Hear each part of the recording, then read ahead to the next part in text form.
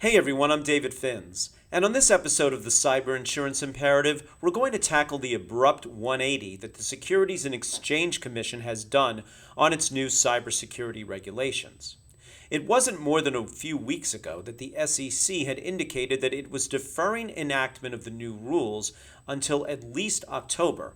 And in a prior episode, I had mentioned that pundits inside the Beltway had been speculating that public comments from stakeholders, as well as pushback from other law enforcement agencies, were giving the SEC pause. Well, you can flip the script on that. On July 26th, the SEC announced that it was kicking the new regulations into high gear.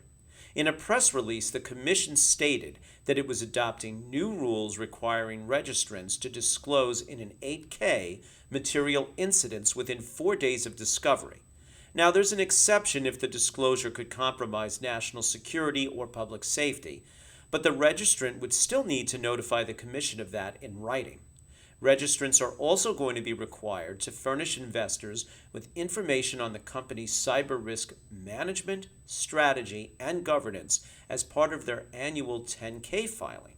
And foreign issuers are going to be subject to comparable disclosure rules in their reports to investors.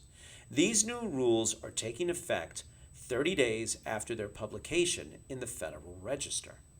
Now, if you're a regular viewer of this program, you've heard me state that companies need to engage qualified privacy counsel to make sure that they stay in compliance with various state and federal data protection laws, and that they should check that their cyber insurance policy provides best-in-class coverage for regulatory proceedings.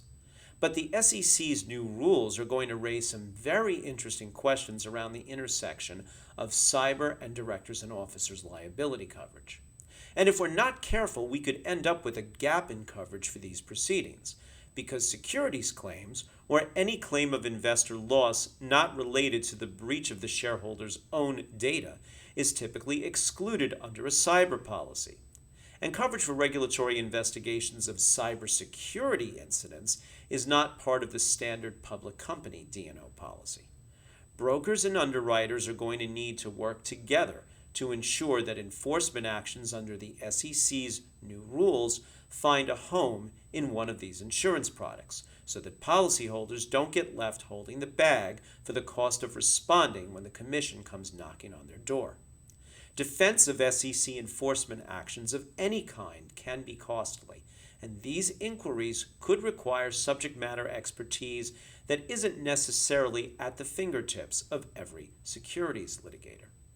Folks, there's a lot here that needs to get sorted, but between our financial institutions practice and our new cyber vertical, Alliant is uniquely positioned to offer clients the guidance they need in this challenging regulatory landscape. And if your insurance broker isn't discussing these issues with you, maybe it's time that you discover the more rewarding way to manage risk. So DM me on LinkedIn or email me at david.finz@alliant.com, and I'll put you in touch with our team of risk professionals so we can help you prepare for the changes that are coming for publicly traded companies across all industries. Thanks for watching.